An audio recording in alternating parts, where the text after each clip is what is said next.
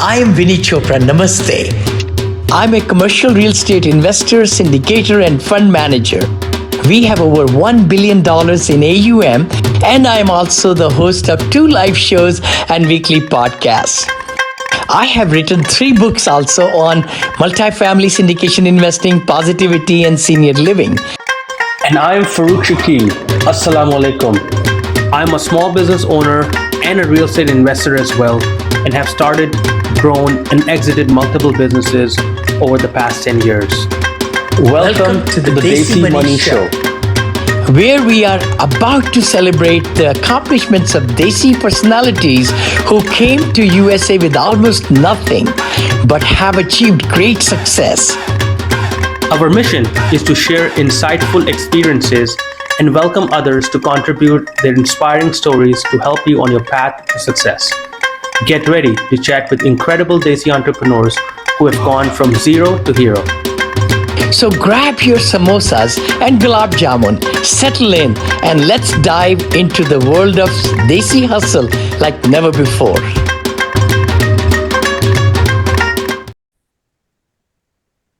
All right, guys, this is Desi Money Show. Myself, Vinny Chopra, and Farouk Shakil are here with a great guest, a great friend of mine. Neal Bawa is in the house. Hi, Neal. How are you? Fantastic. Oh my gosh. It's great to be with Desi Bhais. I love it. I love it. No, Awesome. This is going to be a beautiful show, and we are going to be spreading a lot of great knowledge with all our entrepreneurs who are already made it or in the middle, or they're just starting out, how to get the hacks and things which can really help them to grow their businesses. And we want to feature you and celebrate your success, how you got from zero to hero kind of thing. I want to tell everybody watching us or listening to us that Neal Bawa is a technologist who is universally known in the real estate big circles. I mean, he's my mentor also, and just a great friend. And he's known as a mad scientist of the multifamily. Besides being one of the most in-demand speakers, he's found time to be with us today in commercial real estate. Neal is a data guru, and also his processes are amazing. I was so impressed how he's built his business. So Neal, please share with us, when did you come from India and how did you get started, and your background, please, journey? Yeah, I came in 1997, sort of fresh off the boat, came with $1,000 here on an, with a desire to get an H-1 visa. I worked in technology, was very lucky because I came here at the exact right time. Ye sare pagal ho rahe the in 1997. So it was very easy to find a job as a technologist. And I became a partner in that company. We had about 10 employees. And it was not a short-term or dot-com company. We built it up to 400 employees and sold it to a private equity firm in 2013. So it was a long journey, 14 years. Yeah. But while I was doing that, I live in California. I call it Taxifornia, right? I mean, so I live in Taxifornia. I'm a technologist. So I'm giving 50% of my salary to the IRS. Mm-hmm. And so my journey in real estate began to save taxes when I built a campus in 2003 and started getting depreciation. That really changed everything for me, because I realized, and this is a mantra that people have heard, it's not what you make, it is what you keep. Yes. Right? And so that's what got me into real estate. That's what changed my life. But I was a full-time technologist until 2013 when we sold our company, even was involved for about a year after that. And I was the first 10 years of real estate that I did, I had no partners. It was just me, my family, and of course, my company, because I was also building campuses for my company. So first 10 years, no investors. Second 10 years is when I took money from investors. So we've taken about 300 million from 1,000 investors. Yes. To build a portfolio that used to be $1 billion. Now it's 700 million because things have changed in the industry. Wow. Yes. Yep. Awesome. I have a question, Neal. Again, thank you so much for coming. I really, really appreciate it. I want to know, was there any specific reason, any event that inspired you to go in real estate specifically? You talked about the tax benefits, but I'm sure you evaluated other, types of businesses. Why did you pick real estate? I'm just curious to know. Because ये real estate लोग जो है ना, they data नहीं use करते हैं. Data is something that, the real estate people use data really well, to analyze projects. So when they're analyzing a project, they're on top of it. They know what they're doing. But what I find that people in real estate don't do, which is where I felt like there was a room for me, for somebody like me to come in and be a little bit differentiated, was they don't often look at every city in the United States and every asset class and say which one is better, right? Multifamily guys say multifamily is better. Senior housing people say senior housing is better. To me, what I found was nothing is really better or worse. It's all about timing, right? So today, multifamily is actually in an interesting place where prices have fallen by 25%. In the red zone, I call right? it. Yeah. So it's a very interesting red zone area. So there's a lot of opportunity. 2 years ago, I don't think that there was any opportunity in multifamily at all because prices were ridiculously high. Everything was 3 cap, right? Where's the opportunity there? So what I find is that people are doing a very good job of analyzing properties and managing them, and they use math for that really well. But that's not data science. That's just math. And any business person, multifamily is a business, senior housing is a business, any business person uses math. So people are good at math, they're bad at data science. I was always very, very good at data science. So the niche that I found was, how do I figure out which are the best cities in the United States to invest in? People are like, well, Houston is best. Why? Because I invest there. Austin is best. Because I invest karo. And That they hear from makes other no people, sense, they just say the right? same thing. So I would go around asking people, so which is the best city in America to invest in? And they would give me flippant, frivolous answers that I know are completely wrong. Or so-and-so said it. Grant Cardone said this city is best. Well, that doesn't mean anything. You're not a data scientist. What data scientists do is first they say, how many cities are in the US? Nobody knows the answer. Actually, there's 1,016 cities and 323 metros, MSAs in the United States. Okay. On from these metros, which ones make sense? Which one, and what are the specific things that make a difference to real estate profits? Nobody gave me a good answer, so I had to go and find those out. So the story gets longer, but to answer your question, Farooq, what I found was people were very good at math and very bad at data science, and I felt that that's what I could contribute. I love What it. a great idea. What a great advantage, right, Fantastic. Viniji? I was going to say, like, were there any mentors or Neil, did you read some books or podcasts that got you inspired? Also, how do you kind of look at, were you like how you are today, right? It's a journey for everybody to become a success. Could you share with the audience, like, what were some milestones maybe, which can help them to understand that it's not overnight success, right? Absolutely. It's a very long journey. And my journey, of course, started in 2003 when my boss decided to build a campus in Fremont, California. He was tired of being, a renter, and he wanted our company to own its own campuses. And he assigned me the job of helping him to build this campus. And it was a very, very difficult thing to do. We were running a company with hundreds of employees. In the middle of it all, we had to build a campus. Luckily, no investors, all our, no loan, it's just cash, using a company cash to build it. So there were good things there. And that was my first milestone in real estate, because after that building, I realized this magic of depreciation, right? I have invested in Bitcoin. I have invested in stocks. I've invested in, lots and lots of angel investing. None of these amazing areas have anything like the tax benefits of real estate. So true. when I could make more money in other areas, I could make more money, but I couldn't keep more money. Yeah. Right. So I kept coming back to real estate over a decade of investing in lots of different things. And I haven't stopped investing in Bitcoin. I haven't stopped investing in stocks. Me too. But I have to say that a majority of my portfolio remains in real estate because my post-tax numbers for real estate beat everything else. Pre-tax numbers, something else might be better. So the first milestone was somebody asked me to build a campus, and I realized this. Second milestone was 2 years later, I saw how much my taxes had gone down because of the depreciation benefits of that campus, right? And my third milestone came in 2008 when I went around looking for a mentor in real estate data science. I found many mentors in real estate. You are a mentor for me. I've watched so much of your content. There were people who taught me all of the good things about real estate, about multifamily real estate, right? And obviously, like everybody else, I read Rich Dad Poor Dad, and that made me want to be an entrepreneur, as opposed to somebody that is not just an entrepreneur but a holder of real estate. Yeah. So those were all mentors. but I could not find a single person inside of real estate for data science, because my background is data So science true. and I'm interested in mathematics and how it intersects with Yeah. profit, right? I'm not interested in math. I'm interested with the Wow. intersection of math and profit, and I Yeah. could not find a mentor. So I said, I'm going to open a meetup group. I sooner or later will find somebody. So I Yeah. opened a meetup group inside of my technology business in Fremont, California. I have big conference rooms. And so instead of driving an hour to go to a meetup, I'm basically walking 150 feet from my corner Yep. office, I've right? been there. Nice.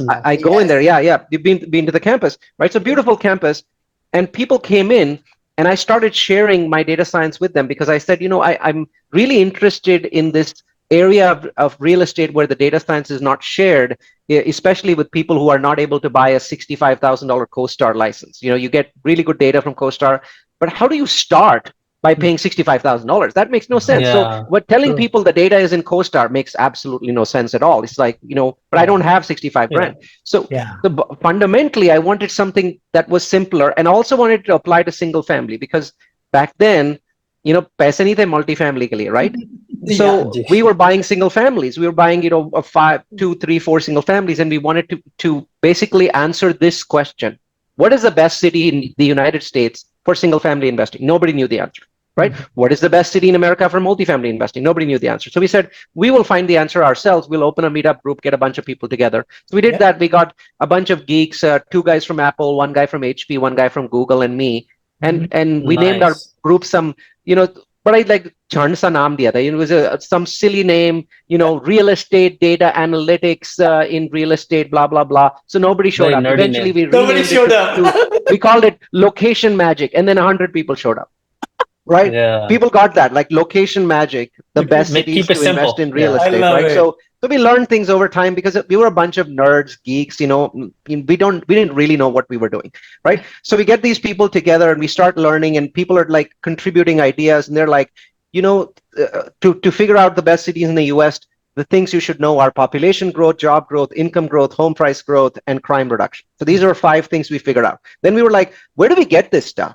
So then Yeah. we were like, oh, okay, population growth we can get from Google, job growth we can get from the Bureau of Labor Statistics website, home price growth we can get from Zillow. So we Yes. first figure out all the different places where you get stuff from, right? Yeah. Then the next Yeah. question we asked is, which one is more important and how much? People say, go to cities that have population growth. Well, that's not what a data scientist would say. A data scientist would say, go to cities that have a minimum population growth of this, Yeah. right? Specific. And Correct. if the city is large, then it can have slightly lower population growth because large cities don't grow as fast as Grow as smaller much. cities. So Correct. we are very specific, right? That's the difference between, people being, mathematically driven and people that are data scientists. And data scientists never say population growth should be 1%. They say things like, I have back tested 1,000 cities, and the cities that had population growth more than this, they had Makes a sense. correlation with real estate profit. Now, what I said is very nerdy, but people will understand it. Fundamentally, what I'm saying is it's not enough to have population growth. I need to know how much, Yeah. right? True. And I need to have a way of back testing it so I can say that this hypothesis, it has a basis Yeah. in what has happened in Correct. the last 10 years. So we had to go and gather data for the last 10 years of real estate profits and real estate price growth for every city in the United States. So we had to mine Wow. Zillow, we had to mine Trulia, we had to mine, I had a Ukrainian hacker, basically they would go and mine all this stuff. And then we basically figured out, we stuck Wow. it into a database. These days we use AI to do these things, but Yeah. back then it was a statistical analysis software called R, just the letter R. It's a very famous software in the statistical and data analysis world. And then we would write a script using a language called Perl. These days it's called Python. Ah. But back then it was called Correct. Perl. So we'd write a script. And basically, to leave all the technical stuff aside, the end result was this. What is the most correlated to real estate profits? Is Ah. it population? Yeah. Is it job growth? Is it income growth? Is it home price growth? Is it crime? Is it schools? Where is the correlation highest? In statistical analysis software, we're trying to make a correlation that's higher than 0.95. One means a perfect correlation. One means two things are so perfectly correlated that if this one happens a million times, this one will happen a million times. That's one, right? That's So one. you're Yeah. trying to get as close to one as possible. 0.95 is phenomenal. 0.94 is phenomenal. So as we threw lots of data at the wall, we were like, what sticks closest to 0. To Yeah. 1? Yeah. And we would basically take those and say, oh, this one is very highly correlated, we'll give it more weightage. This one is less correlated, we'll give it less weightage, right? So by I doing see. this, we basically created a system and we called it location magic. And we started teaching it at a meetup. And so many nerds and geeks started showing up because Vinny, aapko to pata hai na, we are in Silicon Valley, Yeah. right? I mean, if I throw a totally the stone, it brain. is going to hit a nerd, bounce off and hit a geek, Totally. right? There are so many of us True. here, right? Yeah. And aadhe to India se hain, Bilkul. right? And then there's a bunch from China. Even, you know. Right. Yeah. So we were fundamentally Incredible. finding all these people who were like looking at all the data and they were really excited. It's like, wow, my God, he's got something great. And then we were like, let's go test this out. Well, how do you test it out? We have to buy something. Well, so we look at the data, we rank the cities, luckily, complete luck, right? And this is 2008, 2009. The highest ranked city happens to be in California. It was Madera, California, 144 Right miles in from the the Bay Central Area, Valley. Yeah. right? Wow. So we get into a car, we go there, and we start buying properties like crazy. Like they lots and lots and lots of properties, and they start making huge amounts of money. So we bring that information back and we tell people, well, here's the price, here's the rent, and here's why Madera is better than these other cities. The short answer is this. Madeira had dropped the most from 2005 to 2008. Oh, okay. So it had dropped 71% from peak price. Oh my God. Other cities had dropped 50, like Phoenix dropped 50, Quite you a know, bit. other parts in California had dropped 40. The city had dropped 69% to 71%, depending on how you look at it. Wow. And the data showed us that that was the most important thing back then. Today, it might be population growth, home price growth, but back then it was simply one factor. How much did it drop from peak? Yeah. Right? Yeah. And so we used the data. Amazing. And all of my homes, I mean, I still own a dozen homes that I've sold some. I've cashed out on some. But we bought them for 90, 95K, some for 100K. Now they're 400,000, 500,000 each. Yep. When the first time we Wow. put rents there was 995. Now it's 3,000, right? Yep. So the data was incredible, but there is no way in hell I would have found Madera, California, a tiny town Yeah. next to Fresno, if I didn't have access to the Unless, data yeah. from 323 metros, 1,016 cities. So that is the approach. That is Incredible. my niche, right? Very And now I've incredible. extended it to multifamily, but it's So I have still the same thing. So Right? Neal, this is the exact my question that I want to ask you. That I want to know, like, what was your turning point? Like, you talk about your single family homes, and that was great. I want to know the mindset. Like, how did you transition from single family, and then you were like, okay, well, now let's do it in multifamily, in other like on a bigger level, right? What was that turning point? Because a lot of people, like a lot of our IT brothers and sisters, Desi people, they have the rental property, Yeah. but they will always stay there. So, आपने कैसे? How did you go to the next level? That's my question. Yeah. That's Two things. There were two things. First one, telephone, right? I got a phone call from somebody, I can't remember where it was in Nashville, saying, I'm holding a conference for multifamily people, and I would like to invite you as a speaker, right? These people invite Vinny as well. In fact, that conference, many years later, Vinny and I met there at the conference in 2018 in Atlanta. This was a precursor of that conference, same group of guys.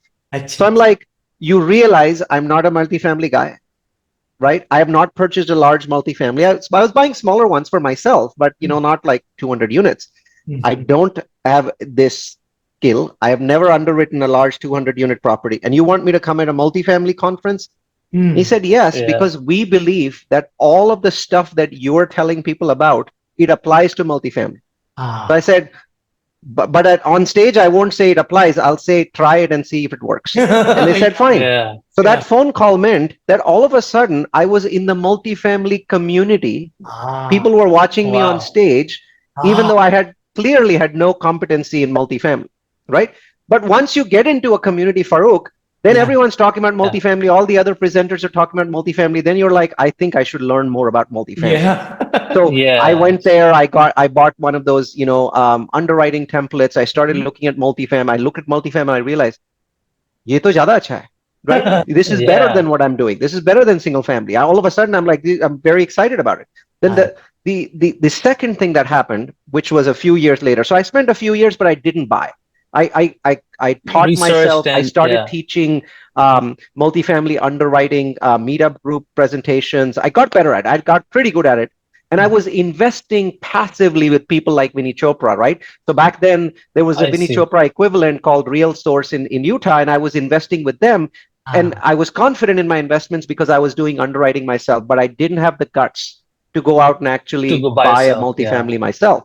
I just started teaching it to other people. And at my meetup, I was like, look, whatever I know, I'm teaching you. Here's the investment I just made. I put 100 grand with this guy. Here was his underwriting. Here was my underwriting. The difference was small, so I went ahead. So that kind of stuff. So people Yeah. liked that because they knew that I wasn't trying to Of sell them course. anything. I didn't have any real estate, subscription or education or anything. It was just a bunch of geeks, hanging out together, right? So it was a very nice group. Uh, Yeah. so the second thing that happened is I sold the company. So I sold the technology company. Yeah. And can you imagine? I mean, 54.3%, including Obamacare taxes, was my tax bill. Oh So my I go to God. my CPA and I say, hey, I know how to do this limited partner investing, but back then we didn't have bonus depreciation, right? So my No. CPA says, look, even if you take every single dollar that you have just made, all these millions, and you stick it all into LP as a into a syndication as LP, you'll still owe millions in taxes, So right? So I said, there's got to be a way for me true. not to pay these taxes. He says, yes, you can become a general partner. And I said, That's huh, okay, I know what a general partner is because I'm investing with all these people. How would me becoming a general partner reduce my taxes? And he said, look, here's what happens, right? When you have a multifamily property, $30 million property, $10 million equity check, you only put in 500,000 or a million yourself as a GP. Let's say you put in a million. So yep. you get the depreciation for that million part. But the remaining 9 million is coming from your limited partners. You also get 30% of their depreciation. Yes. And when Yes. you do that, Wow. you get triple the depreciation, 3 to 4 times more. And I Yes. said, "Ye GP wala dhanda bahut acha hai. Yeah. This, The light this, bulb this came is out. nice." And I'm Me too. like, okay, I need to save millions. I have all these thousands of people in my database that I've collected over the years. आज तक इतने साल से एक पैसा उनसे मांगा नहीं है, Ah, right? Yeah. Never, nobody's ever paid me for education. Nobody's ever yeah. paid me a subscription. They Yeah. just, once in a year, they get an invite from me when I update Location Magic and I show them all the new stuff Yeah. and the new cities. This is a time to ask for money. And I did. And it was so easy. I Ah, mean, Oh, I'm like sure. that. Yeah. All of a sudden, I went from being LP to GP, and it just happened because I didn't want to pay the IRS millions of dollars in taxes, and things sort of moved along from there. And I've that, made my What a story. mistakes. Not every property that I've invested in has worked out Of well, course. sure. but that really started the process going. And then basically, I just collected geeks and nerds like myself. Initially, it was just the San Francisco Bay Area, and then now it's all over the U.S. Only Yeah. about 40% of our investors are from the San Francisco Bay Area. About 50% are from California. But Yes. geeks or nerds are everywhere, right? Everywhere. Utah is phenomenal for me. I have 6 projects there. I Ah, love Utah. I go there very often. Um, Wow. there's a presentation on my not my YouTube channel. It's somebody else's YouTube channel that has over 200,000 views, and that is me teaching at the Provo Convention Center, and that's the first time I went viral, right? wow. Because Nice. my usually I would get 1,000 views, 500 views on my YouTube channel, and then this video somebody posted it after the Blew convention. up. It went viral, and all of a sudden people are calling me from everywhere and sending me to conferences and asking me for podcasts. So here I am in 2024. Wow. This is my 309th podcast, Ah, right? wow. And I presented at Unbelievable. a little over 100 conferences. So far, 6 conferences this year that I've That's presented at. Wow. beautiful. That's Um, beautiful. and Nick, so a lot I of it think is you're a because family I still man. go I out want and to, before yeah, we have the time, we'll go away. I know you are I met your wife, lovely wife, your beautiful family. I wanted to kind of see if we could give a little bit more indication. Success comes for an entrepreneur, not just in the business, but it's what we do, relationships and all that. Do you want to throw some light on that? I know you're happy and you take vacations, everything, right? So that aspect of it, who is, and exercising is very important. And, stretch, remember Stretch Lab, and you and I have talked about it. Could you shed some light on that sure, part of your life? Yeah. sure.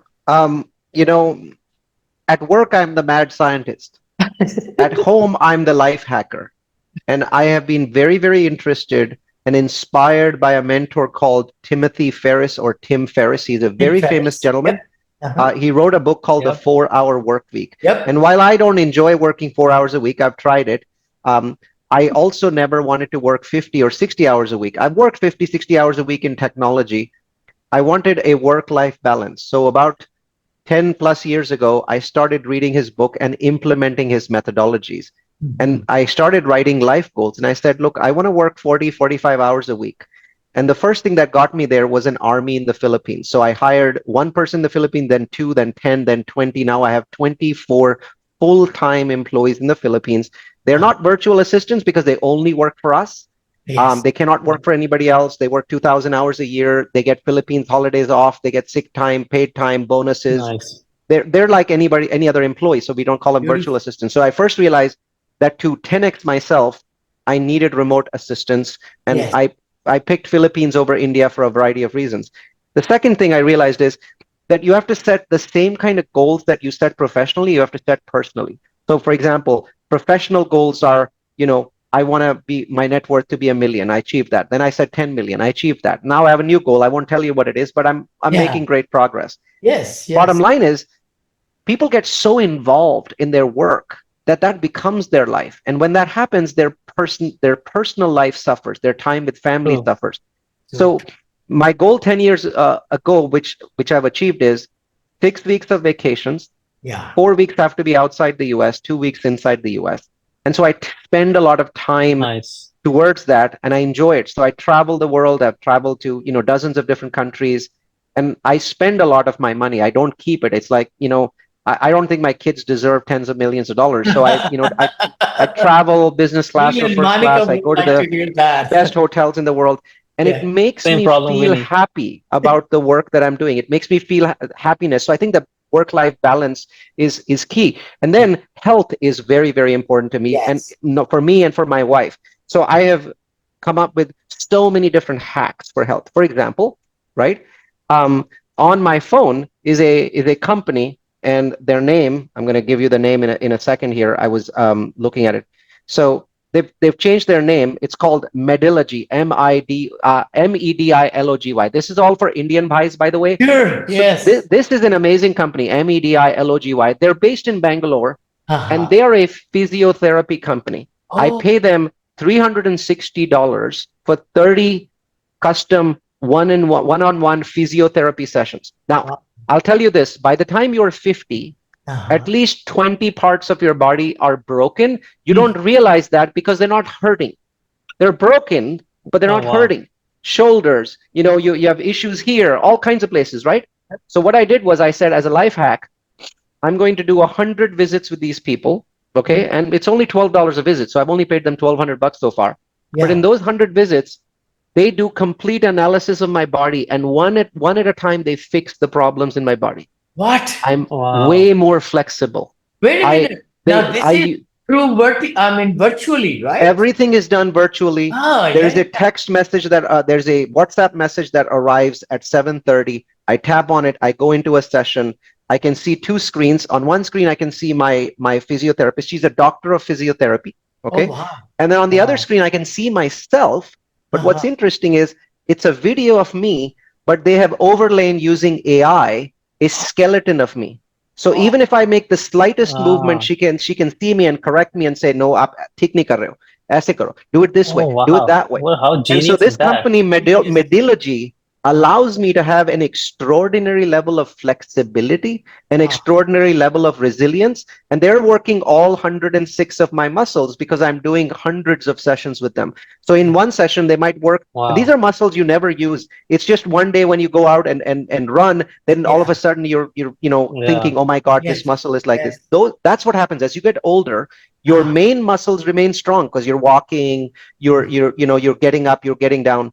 But all of the 80 other muscles in the body, they become weak and eventually they start breaking down. So that's a life hack that I have. Then I have Stretch Lab, which Vinny mentioned, right? So Stretch Lab is a service that's offered in the Bay Area, which is basically a custom stretching service. You go there, you lie down for 30 minutes on a bed, and they stretch you professionally in all the areas where you're not flexible enough in.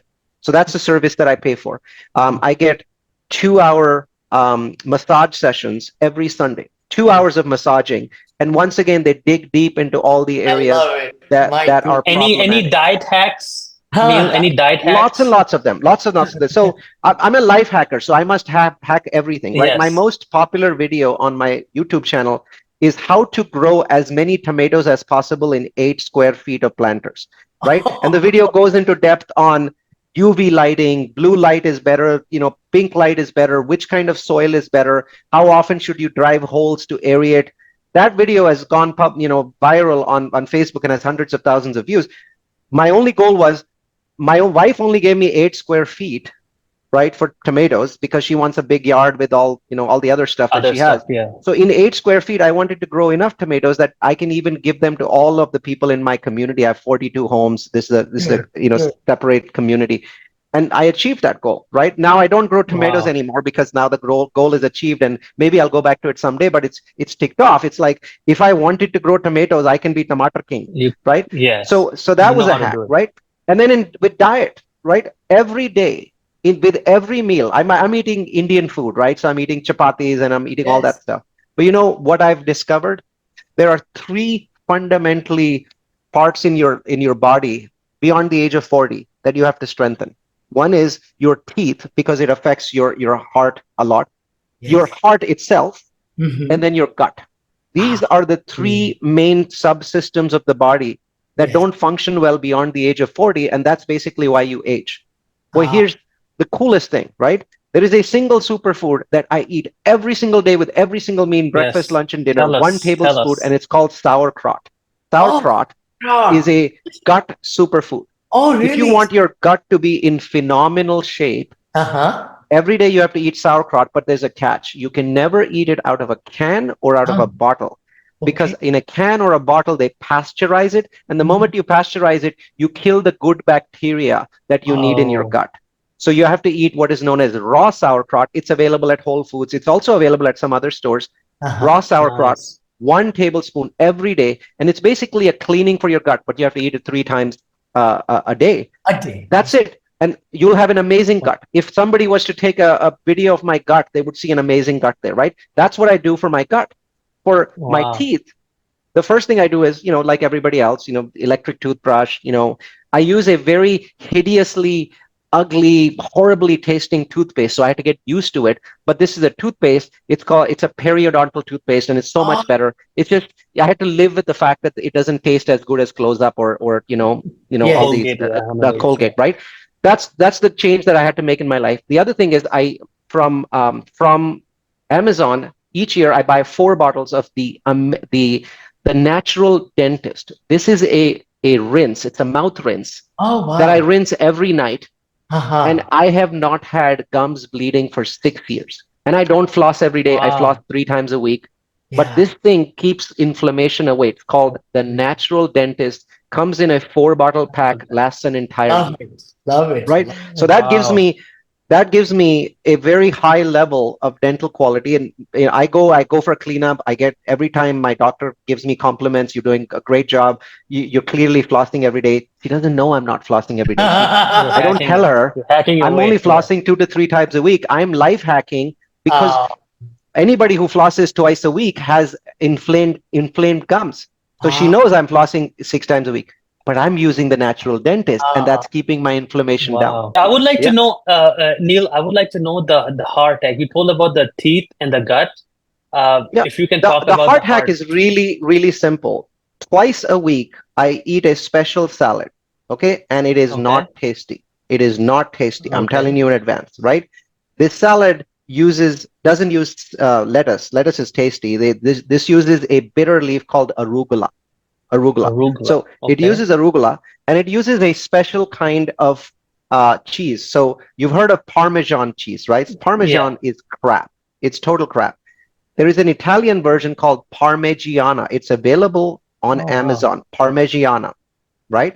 Look it Wow. up. Okay. This is the cheese that is aged for 3 years. What's special about this cheese is it also has bacteria, and these bacteria clean your arteries. They clean Oh your wow. arteries. Because by the age of 50, we all have a huge amount of calcification and our arteries are becoming smaller and smaller and smaller and Yeah. smaller. And eventually we have a stroke because of that. Maybe 20 years from now, hopefully, but it could be tomorrow, right? Yeah. So that gap that is reducing, you need something to clean it. And a Italian cheese, which only comes from Italy, called Parmigiana, which is aged for 2 years, has the right things in it. And then I add extra virgin olive oil. I add cayenne pepper, which is really, really good for your heart. And then I add apple cider vinegar. Right? Oh, I have like that one. And apple slices together with that arugula. And I eat that salad twice a week. It is not tasty, but awesome. I eat it as a way medicine. to declog my arteries. And it works wonderfully. In fact, maybe I'll come back on this show and you can ask me this question. So I'm going for my 25th anniversary to the island of Phuket, which is a gorgeous place. If you've never been there, go. It's fantastic. Guess what? One of my hacks is every time I go to one of these places, India, Phuket, I get medical stuff done. So I'm getting a CT angiogram done when I'm in Phuket. It costs $300 there. It costs $6,500 in the Bay Area. Over here? Oh my God. Right? Same machine. I made sure that it was the same machine that I'm using in the Bay Area. Wow. Right? So I don't know why it's $6,500 because the whole thing takes 30 minutes. This is the kind of thing where they inject right through your vein. They inject a dye. Yes. And then that dye, it travels throughout your body and it builds a 3D video map of all of your arteries and all of your veins. So you know if you're going to potentially have an issue. And you also know if your salad is working. So you can ask me next time if my salad works. Well, definitely. Gosh, oh my God. And I would... It's been so wonderful to have you. I want to thank you from the bottom of my heart, Farooq, and I want to thank you for coming on the show. If you want to give, again, how can people reach you, of course? And also, any last comments you want to give to young entrepreneurs, I think have passion. Yeah. I feel people are saying, I want to make money. Mm-hmm. Well, that's a great thing. But I've never heard of a person who had a passion for making money. People have passion for doing things. Vinny Chopra, for example, has a passion for happiness and smiling, right? That is his passion. He wants to smile. He wants to enjoy life. He might be having a shitty day, but you can never tell, right? Oh, yeah, but absolutely. I think you can never have a passion for money. Yeah. So to be successful, you have to understand that money is a means to an end. Yeah. Right? That end you have to know, and you have to have a real passion for it, right? Like I have two companies. One of these companies is a mean to an end, Grocapitus. Okay. Mm-hmm. We buy and value add buildings, we improve them, great track record. Yeah. But it's not my passion. It is my means to an end because my life goal is the second company. It's called Mission 10K. It's my goal to build 10,000 rental townhomes for affordable rental townhomes for 10,000 American families. So I'm using my first company and all of its profits to basically do what I want to do in life. Without passion, nothing happens. Yeah. You can, you can work 20 hours a week, but if you don't inject passion into what you're doing, I don't think you can be successful. So true. So true. Right. And by the way, if you want to, understand what it is that I do, it's right behind you. Hopefully everybody's watching this on video. Grocapitus.com and mission10k.com. You can learn more about us and connect with us. The links in the show notes also. Mm-hmm. Neal, again, thank you for taking your precious time, valuable time with your Farooq and I really, from the bottom of my heart, we really want to thank you for coming. Maybe we'll bring you back again. You're just we definitely need that part two. Totally. Well, I want to thank you, and I want to thank all the Indian bhais. Chak de fate. Yeah, chak de fate. And please share, like, comment. We want to make this show for you. We want to inspire you with all the great guests like Neal and others. If you are one of the guests, please reach out to us. If you have come from a humble beginning and just made very successful, or you know of somebody, please reach out to us because we are here to bring this to millions of people. Thank you so much, Neal. Thank you, guys. Thank you, Neal. Thank you so much. Okay, thank you. Bye-bye. Bye-bye. Stay tuned for our next episode. Like, share, and subscribe now, and join us as we unravel more tales of Desi Hustle.